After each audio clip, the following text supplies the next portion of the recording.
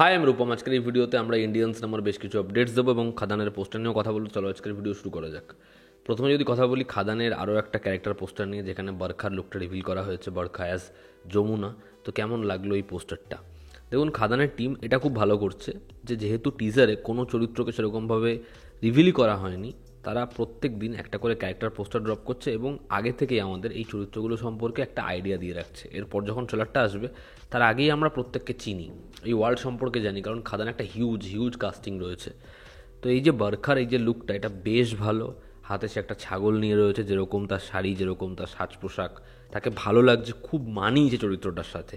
এবং এখানে তার যে ক্যারেক্টারটা, সে হচ্ছে দেবের, অর্থাৎ শ্যাম মাহাতোর যে ক্যারেক্টারটাকে আমরা টিজারে দেখতে পেয়েছি, অর্থাৎ বাবা দেব, তার লাভ ইন্টারেস্ট। ঠিক আছে, এবার দেখার এই চরিত্রটাকে আমরা পরবর্তীতে কীরকমভাবে দেখি, তার কারণ অনেকটা লম্বা সময়ের যেহেতু গল্প, ছেলের গল্প রয়েছে, তখন এর লুকটা কীরকমভাবে চেঞ্জ হয় দেখার সেটা। বাট বরখাকে ভালো লাগছে, এই পোস্টারটা ডেফিনেটলি ভালো। খালি একটাই কথা বলার, এই যে ব্যাকড্রপটা দেখবেন অনির্বাণ চক্রবর্তীর পোস্টারটার ক্ষেত্রেও, এই পোস্টারটার ক্ষেত্রেও ব্যাকড্রপটা তারা শুধুমাত্র সেম রেখেছে। মানে তারা এই পোস্টারের যে পিএনজি সেটা এই ব্যাকড্রপে বসিয়ে দিয়েছে, তারা ব্যাকড্রপটা একটু চেঞ্জ করতেই পারতো। বাট ওভারঅল এই পোস্টারটা বেশ ভালো।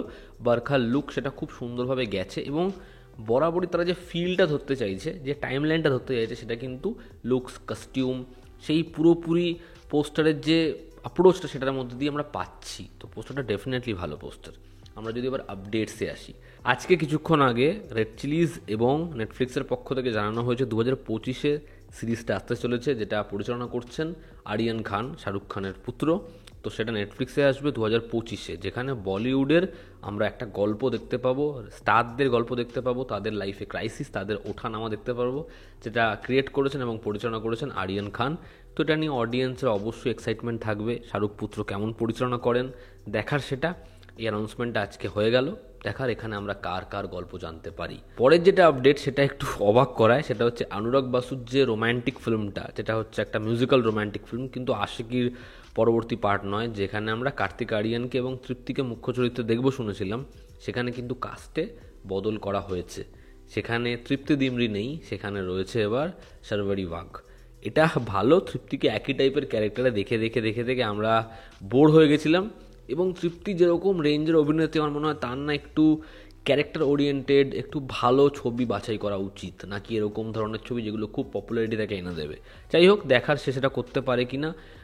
বরঞ্চ বলতে হয় শর্বরীর কথা, শর্বরী কিন্তু এই অল্প টাইমের মধ্যে অনেক চ্যালেঞ্জেস নিয়েছে, সে কিন্তু ভালো ভালো স্ক্রিপ্ট বাছাই করার চেষ্টা করছে। শর্বরী এই ছবিতে রয়েছে এবং শর্বরী এই ছবিতে কার্তিকের বিপরীতে অভিনয় করবে। দেখার এই ছবিটা হয় কেমন। কান্তারা 2 এই ছবিটার রিলিজ ডেট অ্যানাউন্স করা হয়েছে, একই টিজার ড্রপ করে। ছবিটা আসছে 2রা অক্টোবর 2025। সেই ডেটে যে যে ছবি থাকবে সব পিছিয়ে, নাহলে এগিয়ে যেতে হবে, কারণ কান্তারা আসছে। দরদ মুভিটার যে প্ল্যানিং ছিল, এই ছবিটাও পার্ট 2 নিয়ে আসতো, যেরকম তুফান সেই ছবিটা প্রমিস করছে পার্ট 2, কিন্তু দরদ ছবিটার যেরকম রেসপন্স তারা আশা করেছিল সেরকম রেসপন্স কিন্তু পায়নি। দরদ ছবিটার পার্ট 2-র কাজ ইমিডিয়েটলি শুরু নাও হতে পারে। এই ছবিটার পার্ট 2-তে একটা বড় করে সংশয় রয়েছে।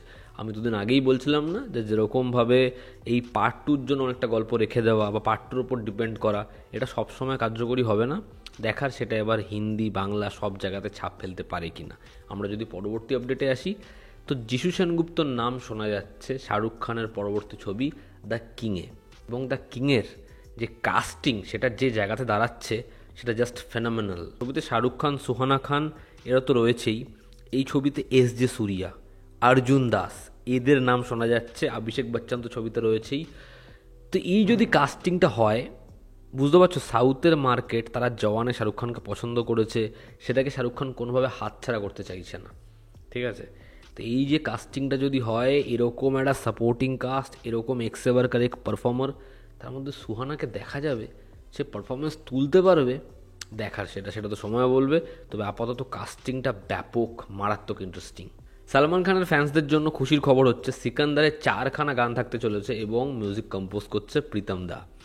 এই ছবিতে যে 4খানা গান থাকবে তার মধ্যে 2টো গান থাকবে এমন যে একটা ঈদ হিসেবে পিকচারাইজ করা হবে এবং একটা হোলি হিসেবে পিকচারাইজ করা হবে। এই 2টো গান ছবির বক্স অফিস নাম্বার ব্যাপকভাবে পুল অফ করতে দারুণভাবে সাহায্য করবে। দেখার ছবির গানগুলো হয় কেমন। প্রীতম দা মিউজিক করছে, আশা করছি খুব ভালো হবে, এবং আমি চাই সালমান খান একটা ব্যাপক ছবি দিয়ে ফিরুক, খুব খুব ভালো কাজ করুক, ছবিটা হোক খুব ভালো। এবং আজকের অন্তিম যেটা আপডেট, প্রশান্ত ভার্মা নিজে স্টেটমেন্ট দিয়েছে তার একজন লিস্টারের সাথে, সে ইন্ডিয়ার অন্যতম বড় সুপারস্টার, তার সাথে কাজের কথা চলছে, তারা পোস্টারের ওপর কাজ করছে, তারা সেই পোস্টার ড্রপ করে অ্যানাউন্সমেন্ট করেই বাদবাকি সম্পূর্ণ সব কিছু জানাবে। অনেকে 2-2-4 করেছে, প্রভাসের সাথে তার ছবি হওয়ার কথা ছিল, মেবি এটা তারই হিন্ট। তাহলে খুব শীঘ্রই আমরা প্রভাস এবং প্রশান্ত ভার্মার ছবির অ্যানাউন্সমেন্ট পেতে চলেছি। দেখার সেটা কতটা ধামাকেদার হয়। তো এই ছিল আজকের লেটেস্ট আপডেটস। ভালো লেগে থাকলে লাইক করো, শেয়ার করো, সাবস্ক্রাইব করো। তোমাদের কি অপিনিয়ন জানিও, জনতা আমাদের পাশে আছে। আবার দেখা হচ্ছে, টেক কেয়ার।